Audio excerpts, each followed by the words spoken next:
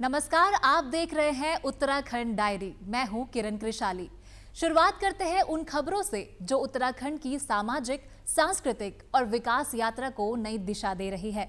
अंतर्राष्ट्रीय योग दिवस के अवसर पर राजधानी देहरादून में 19 जून को आयोजित रन फॉर योगा कार्यक्रम में मुख्यमंत्री पुष्कर सिंह धामी ने स्वयं भाग लेकर प्रदेशवासियों को फिट और स्वस्थ जीवन का संदेश दिया। हजारों प्रतिभागियों की मौजूदगी में आयोजित इस कार्यक्रम ने योग और स्वास्थ्य के प्रति जन जागरूकता का सशक्त संदेश दिया। आइए देखते हैं ये विशेष रिपोर्ट।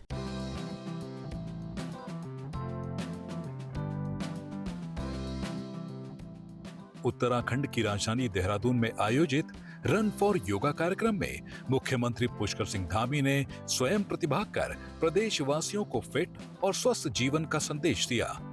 सुबह की ताजगी और योग के प्रति उत्साह के बीच देहरादून में आयोजित रन फॉर योगा कार्यक्रम में मुख्यमंत्री पुष्कर सिंह धामी हजारों प्रतिभागियों के साथ दौड़ते नजर आए। इस विशेष आयोजन में युवाओं, खिलाड़ियों, विद्यार्थियों, पुलिसकर्मियों और विभिन्न सामाजिक संगठनों के लोगों ने बढ़ चढ़कर हिस्सा लिया। कार्यक्रम का उद्देश्य योग के प्रति जन जागरूकता बढ़ाना और लोगों को स्वस्थ जीवन शैली अपनाने के लिए प्रेरित करना था। मुख्यमंत्री धामी ने कहा कि योग भारत की प्राचीन विरासत है, जिसने आज पूरी दुनिया को स्वास्थ्य और संतुलित जीवन का मार्ग दिखाया है।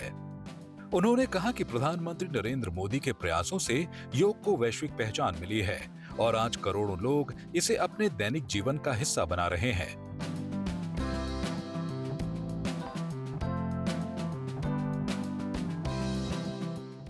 मुख्यमंत्री ने प्रदेशवासियों से नियमित योग और व्यायाम को अपनाकर स्वस्थ उत्तराखंड के निर्माण में योगदान देने का आह्वान किया।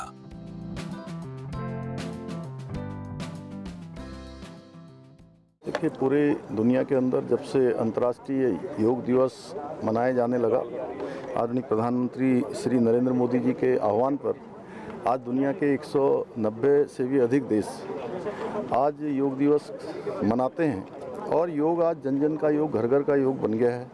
देवभूमि उत्तराखंड योग की जननी रही है, क्योंकि ये ऋषियों की, मुनियों की, तपस्वियों की भूमि रही है। इसलिए यहाँ पर योग घर घर तक पहुँचे, उसके लिए हम योग ग्राम बना रहे हैं।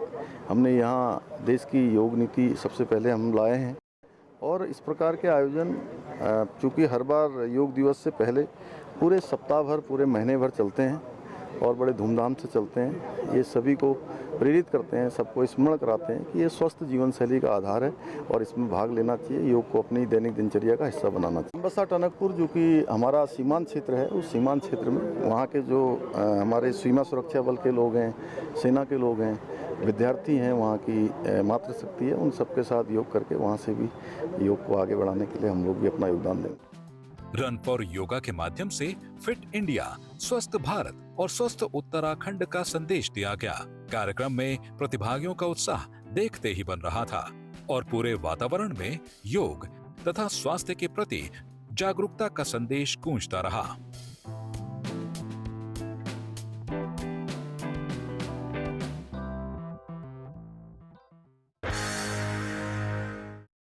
वहीं Garhwal rifles regiment centre Lansdowne में 20 जून को सैन्य गौरव और अनुशासन का अद्भुत दृश्य देखने को मिला, जहां अग्निवीरों की भव्य पासिंग आउट परेड आयोजित की गई। कठिन प्रशिक्षण पूरा करने के बाद अग्निवीरों ने भारतीय सेना का हिस्सा बनकर राष्ट्र सेवा की शपथ ली। देखते हैं ये विशेष report. Garhwal rifle regiment centre Lansdowne के भवानी दत्त जोशी परेड ग्राउंड में 20 जून को पूरे सैन्य परंपरा और सम्मान के साथ अग्निवीरों की पासिंग आउट परेड संपन्न हुई।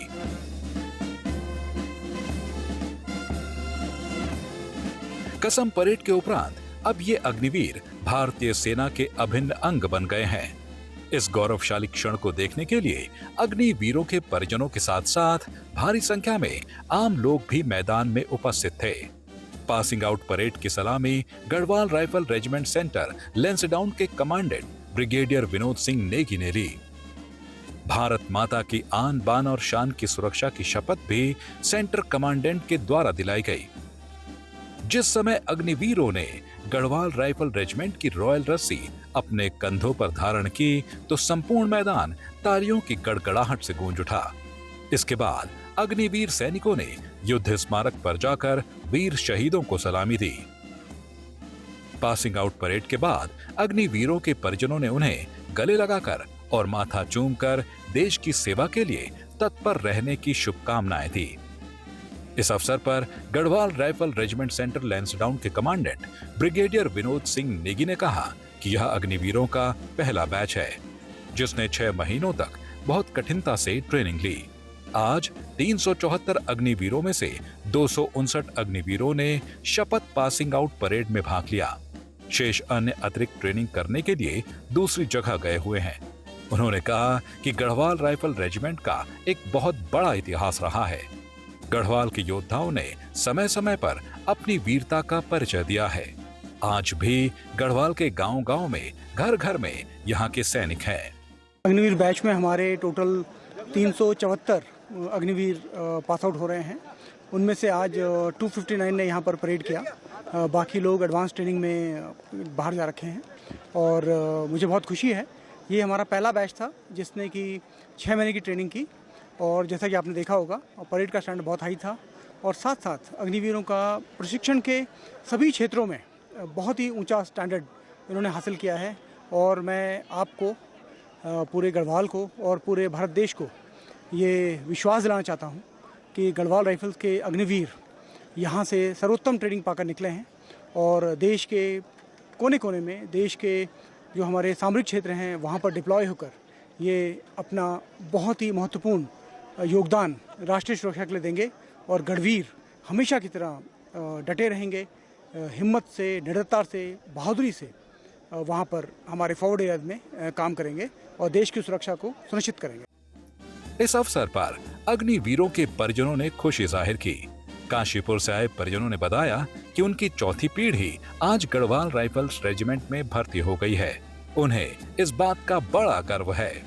मेरे पिताजी भी एएमसी उसमें थे, आर्मी में सूबेदार रिटायर हुए और मैं भी 28 साल सेवा करके सूबेदार रिटायर हुआ। और मेरा लड़का है शीशपाल सिंह नेगी, ये भी 28 साल सूबेदार उसी पलटन से सूबेदार रिटायर हो करके घर आ गया। 3 साल हो गए। आज बड़ी खुशी की बात है कि मेरे पोते ने, नाती ने जो है ये शपथ कसम खाई है और फौज में सिपाही बन करके जा रहा है। ये मुझे बड़ी गौरव की बात है कि हमारा चौथा जनरेशन फौज में सेवा दे रहा है। प्रयागराज से आए सम्य पांडे ने बताया कि इस पासिंग आउट परेड को देखकर उनके मन में भी सैनिक बनकर देश की सेवा का जज्बा पैदा हुआ है। वो आर्मी ऑफिसर बनकर देश की सेवा करना चाहते हैं। एक्चुअली क्या हुआ, पापा ने बुलाया, पीओपी है, तो मैंने सोचा होगा कुछ आम सी चीज़, लेकिन जितना सोचा था उससे बहुत अच्छी थी ये पीओपी।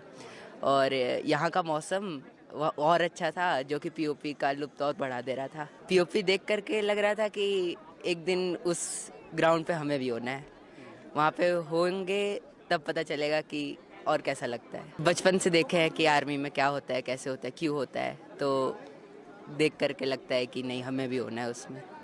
अग्निवीरों की भव्य पासिंग आउट परेड के बाद कार्यरत कुछ अग्निवीरों को गढ़वाल हेमवती नंदन बहुगुणा केंद्रीय गढ़वाल विश्वविद्यालय द्वारा विभिन्न क्षेत्रों में डिप्लोमा प्रदान किए गए। इस अवसर पर गढ़वाल विश्वविद्यालय के भू विभाग के विभागाध्यक्ष प्रोफेसर महेंद्र पाल सिंह बिष्ट ने बताया कि कुछ समय पूर्व गढ़वाल विश्वविद्यालय और गढ़वाल राइफल रेजिमेंट सेंटर के बीच एक MOU पर हस्ताक्षर हुए थे, जिसमें केंद्रीय विश्वविद्यालय द्वारा कार्यरत अग्निवीरों को विभिन्न क्षेत्रों जैसे पर्यटन, फोटोग्राफी, होटल मैनेजमेंट, ड्रोन तकनीक सहित कई विषयों में डिप्लोमा दिया जाना था। उसी के क्रम में आज कुछ अग्निवीरों ने नौकरी के दौरान इन डिप्लोमा को पूरा किया। आज इस अवसर पर उन्हें डिप्लोमा भी प्रदान किया जा रहा है। हम 2 साल पहले ब्रिगेडियर साहब को यहाँ पे मिले थे और एक चर्चा हुई थी ऑफिस में कि हम क्या कुछ कर सकते हैं इनके लिए, क्योंकि आफ्टर 4 ईयर 5 ईयर्स जब ये लोग में से कुछ लोग घर जाएंगे तो उनके पास कोई ऑप्शन होना चाहिए जॉब का। तो विचार आया कि क्यों ना हम इनको यूनिवर्सिटी से कोई डिप्लोमा या सर्टिफिकेट कोर्स का इनको दे सकें, सर्टिफिकेट डिप्लोमा।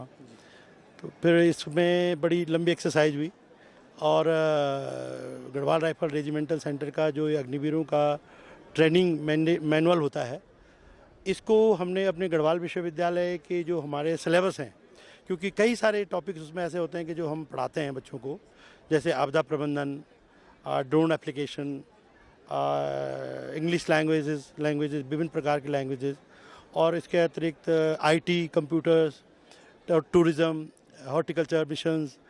तो क्यों ना उस सिलेबस को भी इसके साथ मैप करके, इनके सिलेबस के साथ, और इनको एक हमने समेकित रूप में एक डिप्लोमा का एक सर्टिफिकेट और सारा उसको मैप करके डिज़ाइन किया।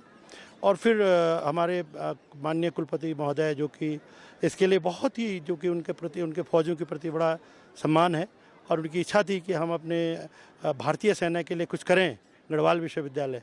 तो वो एक मौका था कि जो हमने एक इनिशिएट किया था, और उसको उन्होंने हमारे एकेडमिक काउंसिल में और विभिन्न प्रोफेसरों के माध्यम से ये कोर्स स्ट्रक्चर डिज़ाइन किया। योग दिवस की श्रृंखला में 21 जून को देहरादून के गांधी पार्क में मोक्ष स्कूल ऑफ योग द्वारा विशेष योग सत्र आयोजित किया गया। कार्यक्रम में बड़ी संख्या में योग साधकों ने भाग लिया और नियमित योगाभ्यास के माध्यम से स्वस्थ एवं संतुलित जीवन का संकल्प लिया। देखिए ये रिपोर्ट।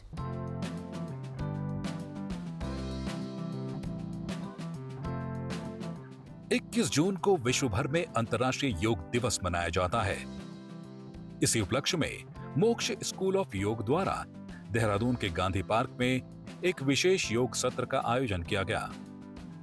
कार्यक्रम का शुभारंभ मुख्य अतिथि दूरदर्शन केंद्र के कार्यक्रम प्रमुख अनिल कुमार भारती द्वारा दीप प्रज्वलन कर किया गया।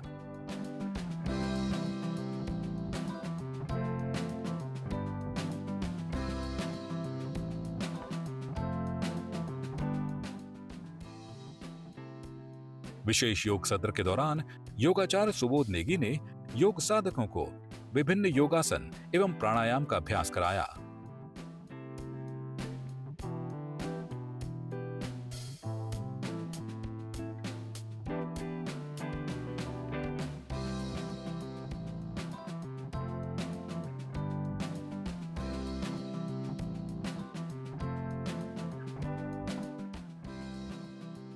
उन्होंने योग के माध्यम से शारीरिक स्वास्थ्य, मानसिक संतुलन और सकारात्मक जीवन शैली अपनाने का संदेश दिया।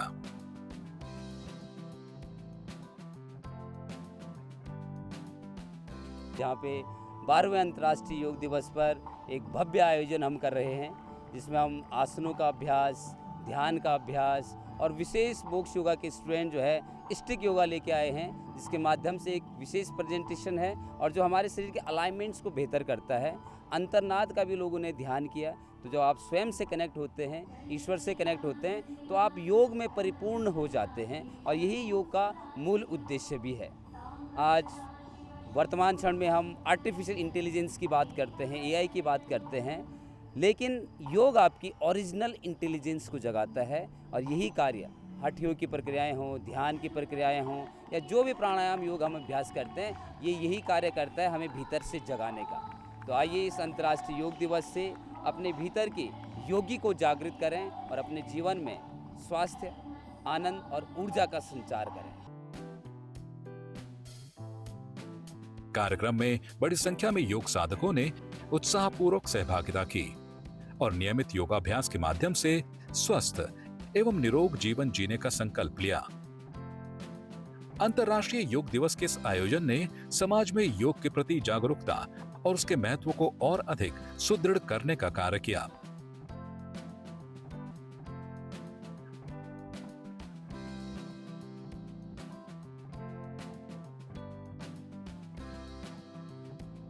मुख्य अतिथि अनिल भारती जी ने अपने संबोधन में सभी उपस्थित जनों को अंतर्राष्ट्रीय योग दिवस की शुभकामनाएं दी। उन्होंने योग को भारत की प्राचीन और अमूल्य धरोहर बताते हुए इसके वैश्विक महत्व पर प्रकाश डाला। उन्होंने प्रधानमंत्री नरेंद्र मोदी के प्रयासों का उल्लेख करते हुए कहा कि संयुक्त राष्ट्र महासभा द्वारा 11 दिसंबर 2014 को 21 जून को अंतर्राष्ट्रीय योग दिवस के रूप में मनाने के प्रस्ताव को स्वीकृति प्रदान की गई थी। इसके बाद से प्रत्येक वर्ष 21 जून को विश्व भर में अंतर्राष्ट्रीय योग दिवस मनाया जाता है।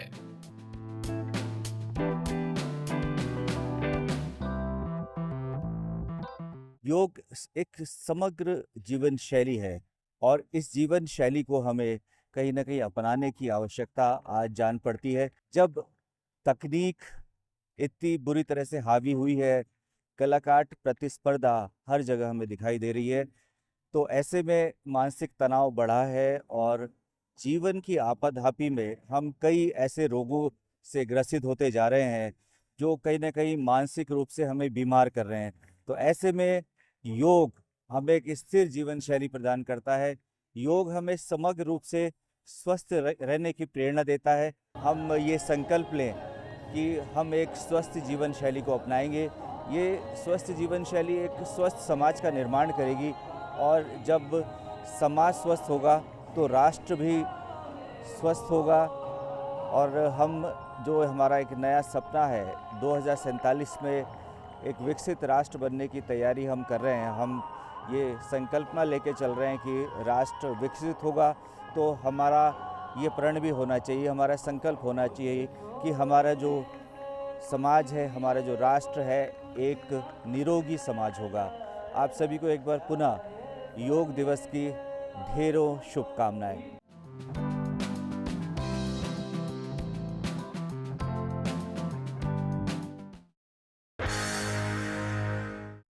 सहस्त्रधारा स्थित सिटी फॉरेस्ट पार्क में 21 जून को मसूरी देहरादून विकास प्राधिकरण द्वारा आयोजित योग दिवस कार्यक्रम में मुख्य सचिव आनंद वर्धन सहित अनेक गणमान्य लोगों ने सहभागिता की और योग को दैनिक जीवन का अभिन्न हिस्सा बनाने का संदेश दिया। देखते हैं ये रिपोर्ट।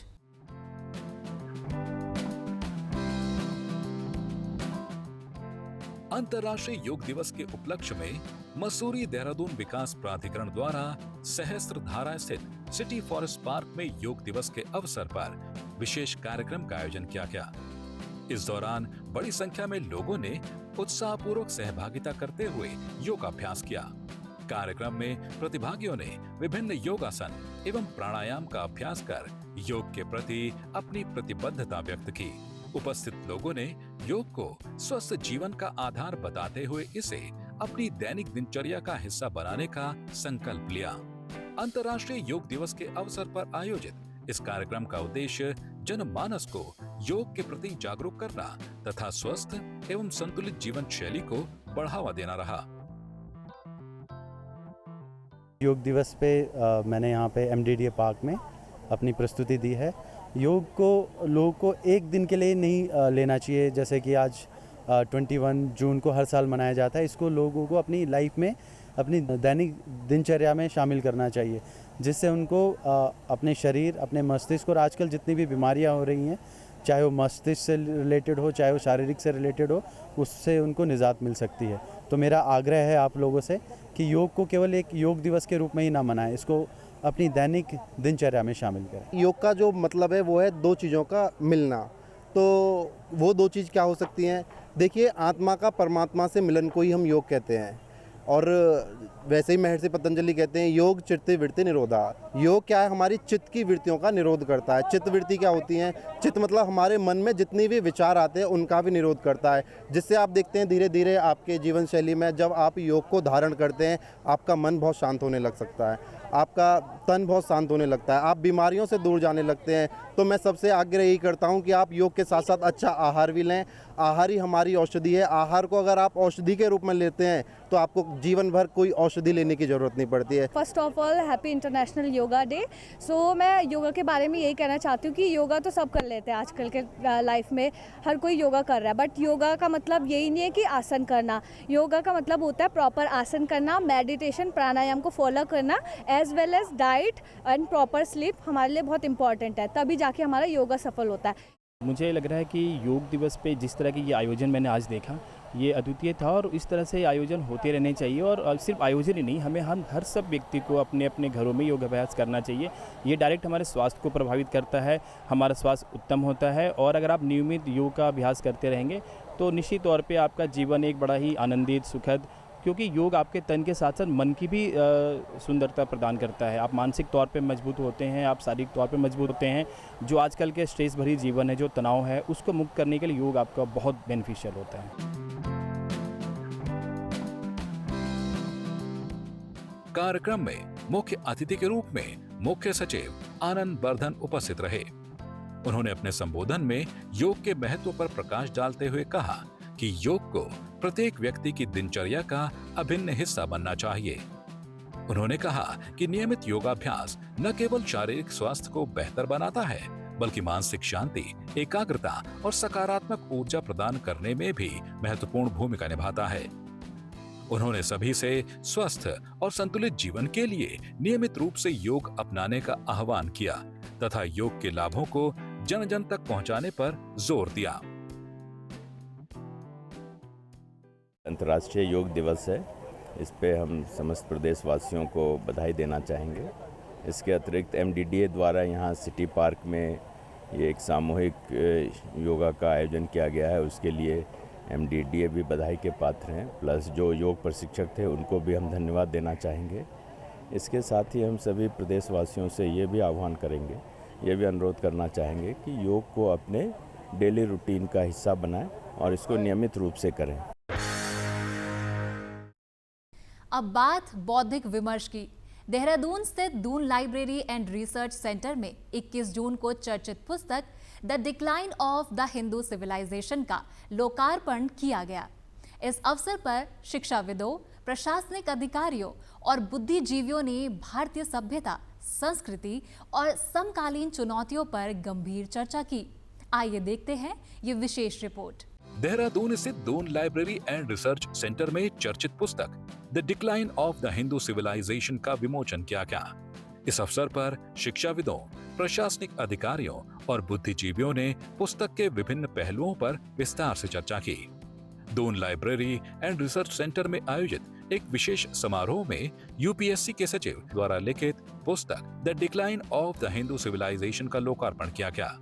करीब 5 साल इसको लिखने में लगे, क्योंकि पार्ट टाइम लिख सकते हैं ना, मैं तो बाकी टाइम तो you are also doing a full time job, so only when time is available, तो आप थोड़े थोड़ा करके उसको 5 साल में हमने इसको लिखा। और प्रेरणा इसकी यही रही कि मतलब हमें हमारी युवा पीढ़ी जो है वो उसको हम इतिहास से जोड़ सके, अपने अतीत से जोड़ सके। इसमें जैसा कि आपने सुना होगा 4 खंडों में यह है, जेनिथ, डिक्लाइन, डिफीट्स और रीजन्स। तो एक तरह से ये विश्लेषण किया गया है और एक मूल्यांकन भी है कि पुराने ज़माने में या प्राचीन काल में हम बाकी जो दुनिया में जो सभ्यताएं थी उसके तुलना में हम कहाँ थे और फिर उसका कैसे ह्रास हुआ और उसके कारण क्या थे। कार्यक्रम में बड़ी संख्या में शिक्षाविद, प्रशासनिक अधिकारी और समाज के प्रबुद्ध वर्ग के लोग उपस्थित रहे। जो आज सुन के और जो वाइस चांसलर दून यूनिवर्सिटी ने पूरे प्रोफेसर डंगवाल जी ने बताया पूरे किताब के बारे में, और जो किताब के लेखक हैं श्री शशि रंजन जी ने जो बताया, तो ये लगता है कि इस बुक की पढ़ना बहुत ही आवश्यक है, जिससे कि हम अपने पास्ट को समझ सकें कि पास्ट में हमारी एक्चुअल में ग्लोरी क्या थी, हमारी कहाँ कहाँ हमसे गलतियाँ हुई और फिर हम आगे कैसे उन गलतियों को दोहराएं ना और कैसे हम अपने सभ्यता को आगे ले जा सकें। ये एक मुझे लगता है कि ये एक सीख आज ये समझ में आया और ये हमें सब लोगों को पढ़ना चाहिए, विशेषकर जो हमारे यंगर जनरेशन हैं। इस अवसर पर दून विश्वविद्यालय की कुलपति प्रोफेसर डॉक्टर सुरेखा डंगवाल, उत्तराखंड के मुख्य सचिव आनंद वर्धन तथा पूर्व मुख्य सचिव और Doon library and research centre के निदेशक N रविशंकर सहित कई गणमान्य व्यक्तियों ने भाग लिया। कार्यक्रम के दौरान वक्ताओं ने पुस्तक में उठाए गए विषयों और भारतीय सभ्यता, संस्कृति तथा समयकालीन सामाजिक चुनौतियों पर अपने विचार साझा किए। जो NEP 2020 है उसमें भारतीय ज्ञान परंपरा एक कंपोनेंट है। तो तो जब भी हम छात्रों को बताते हैं भारतीय ज्ञान परंपरा, उसको अगर लॉजिक, साइटेशन, रेफरेंस और साइंटिफिक तरीके से बताने की ज़रूरत पड़ेगी तो ये किताब उनके बहुत काम आएगी। The decline of Hindu civilization, Shashi Ranjan Kumar ji की ये किताब बहुत ही अच्छी है। अगर आप इसको पढ़ेंगे, बहुत सरलता से उन्होंने भारतीय सभ्यता के बारे में बताया, इसके स्वर्णकाल को भी बताया है 8 चैप्टर में, और फिर इसका डिक्लाइन भी बताया, और जो रीज़न दिए हैं वो बहुत ही लॉजिकल हैं। एग्जाम्पल उन्होंने बेबीलोनियन से लेकर और ग्रीक, रोमन, चाइनीज़, मायन सारी सभ्यताओं का बेस्ट जो क्रक्स था, पूरे वर्ल्ड में जो यूनिवर्सिटीज़ थी उनके डिक्लाइन के रीज़न उन्होंने बताए हैं। नालंदा का बताया, तक्षशिला का बताया, अलेक्जेंड्रिया का बताया है और प्लेटो की एकेडमी का बताया है। मुझे लगता है ये मस्ट रीड किताब है, और कम से कम दून विश्वविद्यालय में तो मैं इसको एकदम एक रेफरेंस बुक के रूप में लाने वाली हूँ, क्योंकि अगर आप इसके पेजेस पलटेंगे तो आप पलटते रह जाएंगे। तो शशि रंजन जी की ये बहुत ही एक अद्भुत किताब है, और ये भारतीय ज्ञान परंपरा और बच्चों को लॉजिक, अपनी सभ्यता संस्कृति से परिचित कराएगी।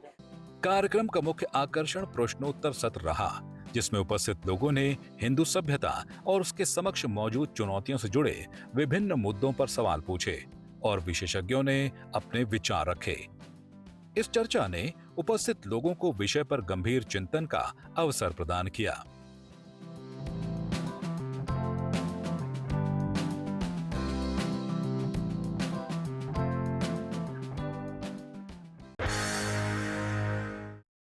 और अंत में बात किसानों की। प्रधानमंत्री किसान सम्मान निधि योजना उत्तराखंड के पर्वतीय जनपद रुद्रप्रयाग में किसानों के लिए आर्थिक संबल बनकर उभर रही है। योजना के तहत मिलने वाली सहायता राशि खेती किसानी को मजबूत करने के साथ किसानों के आत्मविश्वास को भी नई ऊर्जा प्रदान कर रही है। देखते हैं ये विशेष रिपोर्ट। प्रधानमंत्री किसान सम्मान निधि योजना उत्तराखंड के किसानों के लिए आर्थिक संबल बनकर उभरी है। खासकर रुद्रप्रयाग जिले के दूरस्थ पर्वतीय क्षेत्रों में इस योजना का लाभ किसानों को खेती और आजीविका मजबूत करने में मदद कर रहा है। केंद्र सरकार की जो ये किसान सम्मान निधि योजना है, तो ये योजना हम किसानों के लिए एक बहुत अच्छी योजना है। इस योजना के अंतर्गत हम जो है कि सब्जियों के बीज, गेहूँ, बाकी मंडुए की बीज ले सकते हैं, जिससे हमको खेती करने में बहुत आसानी होती है और हम खेती अच्छे से कर पाते हैं। और बाकी हम किसानों के लिए ये योजना जो है बहुत अच्छी योजना है। हमारे घरेलू उपयोग में भी ये हमारे लिए बहुत सहायता करती है, और हम जो पहाड़ के किसान हैं, हमको ये योजना जो है काफ़ी मोटिवेट करती है किसान ये खेती करने के लिए कि इस सरकार की हमारे लिए अच्छी योजना है और हम इससे अच्छी खेती कर पाते हैं। और मैं केंद्र सरकार का बहुत बहुत धन्यवाद करना चाहूँगा, जिन्होंने हमारे लिए अच्छी योजना बनाई है हम किसान लोगों के लिए। देवभूमि उत्तराखंड के पर्वतीय जनपद रुद्रप्रयाग में प्रधानमंत्री किसान सम्मान निधि योजना किसानों के जीवन में सकारात्मक बदलाव ला रही है। केंद्र सरकार की इस महत्वाकांक्षी योजना के तहत पात्र किसानों को प्रतिवर्ष 6,000 रुपए की आर्थिक सहायता सीधे उनके बैंक खातों में भेजी जा रही है। पीएम किसान जो योजना है डीबीटी आधारित योजना है, जिसमें प्रतिवर्ष प्रत्येक किसान को 3 किस्तों में 6,000 रुपये दिए जाते हैं, और ये प्रत्येक 4 माह में एक बार दिया जाता है। अभी इसकी जनपद में 22 किस्त किसानों को प्राप्त हो चुकी है, और कुल हमारे जो बेनिफिशरी हैं 42,292 किसान इसमें पंजीकृत हैं, जिनका केवाईसी भी कंप्लीट है और जिनकी किस्तें जा रही हैं। हाँ, इसमें जो इनको लाभ मिलता है डीबीटी के रूप में 6,000 मिलता है, और इसका जो उद्देश्य है कि किसान की जो इनपुट में जो हमारे कृषि निवेश बीज के लिए या जैविक दवाइयों के लिए, जैविक उर्वरक के लिए यदि उनको कोई आवश्यकता होती है, तो इसका उपयोग करके वो अपनी तुरंत इससे जो है अपनी खेती से संबंधित जो भी इनपुट की आवश्यकता है उसको खरीद के वो अपनी पूरी कर लेते हैं। रुद्रप्रयाग के ग्रामीण और दुर्गम क्षेत्रों में रहने वाले किसान इस राशि का उपयोग बीज, खाद, कृषि उपकरणों और अन्य खेती संबंधी जरूरतों को पूरा करने में कर रहे हैं। किसानों का कहना है कि योजना से मिलने वाली सहायता खेती की लागत कम करने और कृषि कार्यों को सुचारू रूप से संचालित करने में मददगार साबित हो रही है।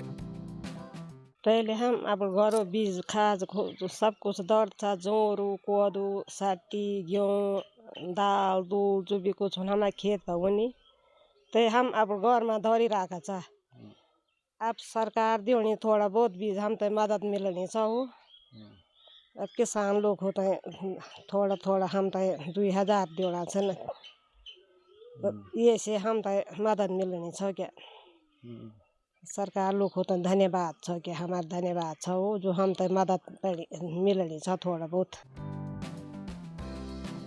प्रदेश सरकार और कृषि विभाग भी अधिक से अधिक किसानों को योजना से जोड़ने के लिए लगातार जागरूकता अभियान चला रहे हैं। इसका परिणाम है कि जिले के हजारों किसान प्रधानमंत्री किसान सम्मान निधि योजना का लाभ प्राप्त कर रहे हैं। केंद्र सरकार की ये जो किसान सम्मान निधि योजना है, इससे जो है हम किसानों को बहुत बड़ी सहायता मिलती है। इससे जो है किसान धान, गेहूँ, सब्जी, फल और दालों के बीज लाते हैं और जो गांव में गरीब किसान है वो अपनी आर्थिक सहायता इससे मजबूत करते हैं। जिन किसानों का खेती से मुंह मोड़ गया था, इस योजना से वो खेती की ओर झुकाव कर रहे हैं और अपने बंजर खेतों में खेती कर रहे हैं। मैं केंद्र सरकार का धन्यवाद करना चाहती हूँ कि किसानों के लिए ये योजना बनाई है। इससे जो है किसान बड़ी खुशी से खेती कर रहे हैं। किसानों का मानना है कि यह योजना केवल आर्थिक सहायता ही नहीं बल्कि उनके आत्मविश्वास को भी मजबूत कर रही है। पर्वतीय कृषि को सशक्त बनाने और किसानों की आय बढ़ाने की दिशा में प्रधानमंत्री किसान सम्मान निधि योजना एक महत्वपूर्ण पहल के रूप में सामने आई है।